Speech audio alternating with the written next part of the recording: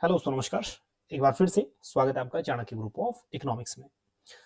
आज के इस शॉर्ट वीडियो में हम लोग डिस्कस करेंगे आरबीआई मॉनेटरी पॉलिसी रिव्यू अक्टूबर 2024 को। यहाँ पे जो 9 अक्टूबर को जो रिपोर्ट आई है एमपीसी की रिपोर्ट, उसको हम लोग थोड़ा रिव्यू करेंगे क्योंकि एग्जाम में कई बार यहाँ से भी क्वेश्चन बन जाता है।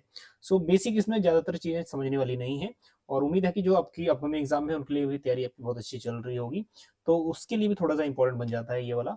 और एमपीसी जो लास्ट वाली हुई थी अगस्त, उससे अगस्त वाली जो हुई थी, आप उसको भी करेंगे तो भी ये बिल्कुल सेम ही रहने वाला है, क्योंकि जो मॉनेटरी पॉलिसी कमेटी ने जो रिव्यू मेन इसमें वही है अनचेंज। जितना भी रेपो रेट, सीआरआर, एसएलआर वगैरह रहा है वो सब अनचेंज रहा है।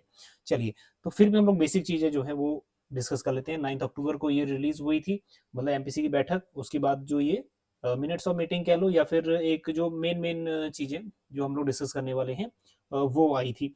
So after 3 day meeting of 6 member RBI MPC. अब स्पेशली क्या है, इसमें 6 मेंबर होते हैं, कुछ और भी चीजें जान लेते हैं। 6 मेंबर, 3 होते हैं आरबीआई के मेंबर, ठीक है, इंक्लूडिंग विद आरबीआई गवर्नर या डेप्यूटी गवर्नर। और उसके बाद 3 मेंबर होते हैं जो नॉमिनेट या फिर गवर्नमेंट की तरफ से होते हैं। चलिए, शक्तिकांत दास अभी जो है इसके गवर्नर हैं।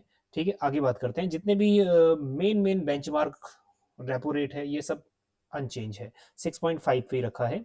और बेसिकली बेंचमार्क इसको यही बोलते हैं कि अगर रेपो रेट चेंज हुआ तो बाकी जो अदर रेट्स हैं जिसको हम लोग आगे डिस्कस करेंगे वो भी चेंज होने स्वाभाविक है। जैसे रेपो रेट के साथ साथ बैंक रेट, एमएसएफ वगैरह भी चेंज होते रहते हैं।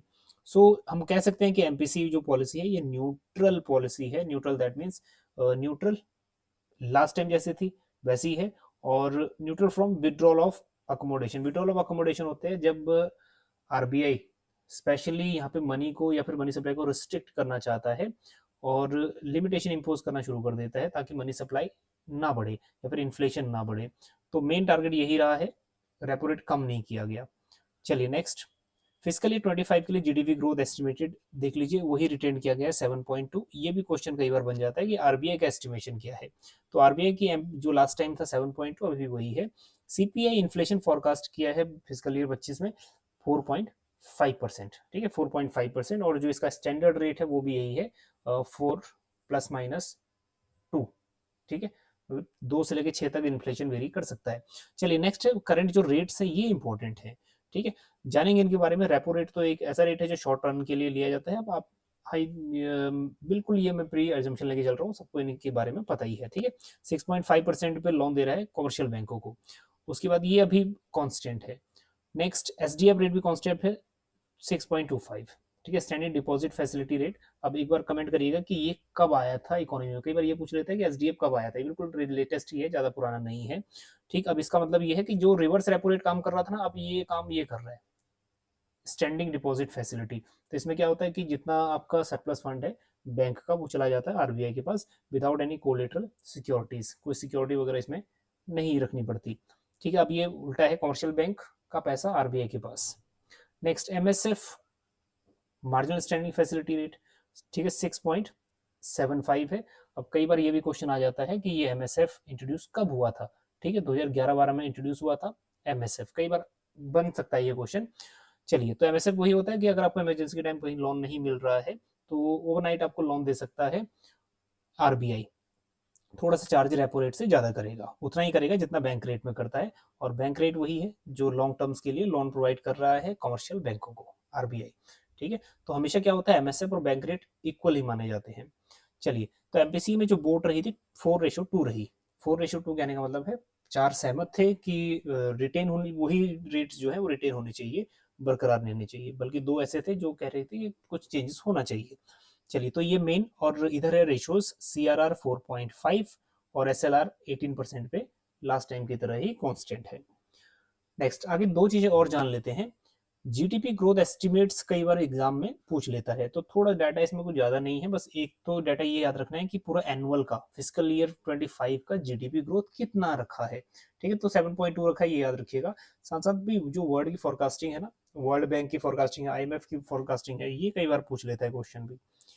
चलिए, और उसके साथ साथ अगर हम Q2 की बात करें तो 7% रहा है, पहले 7.2 था। Q3 7.4, ठीक है, 7.3 पहले था। Q4 7.4%। और उसके बाद Q1 2006 का जो दैट इज फिजिकल ईयर 26 का जो है जीडीपी ग्रोथ एस्टिमेट्स है रेज टू 7.3% फ्रॉम 7.2, और अगर हम फिजिकल ईयर 25 की बात करें तो ये एस्टिमेट किया गया है 7.2 ओवरऑल। सीपीआई इन्फ्लेशन देख लो, हालांकि सीपीआई इन्फ्लेशन क्वार्टरली बहुत कम पूछेगा, यूजीसी लेवल का ही क्वेश्चन बनता है इतना, और पीजीटी लेवल पे बहुत बेसिक क्वेश्चन बन सकता है कि सीपीआई फोरकास्ट कितना किया गया था आरबीआई की तरफ से, तो 4.5, ठीक है, फिजिकल ईयर 25 के लिए। बाकी जो क्वार्टरली अगर आपने याद रखने हैं तो ये याद रखिएगा, Q2 का 4.1, Q3 4.8, Q4 4.2 and Q1 2026 physical year का 4.3। अब आप एक चीज कॉमन देखोगे, आप जितनी भी रेंज है 4.1 से लेके 4.3 के बीच में ही लाई कर रही है, ठीक है।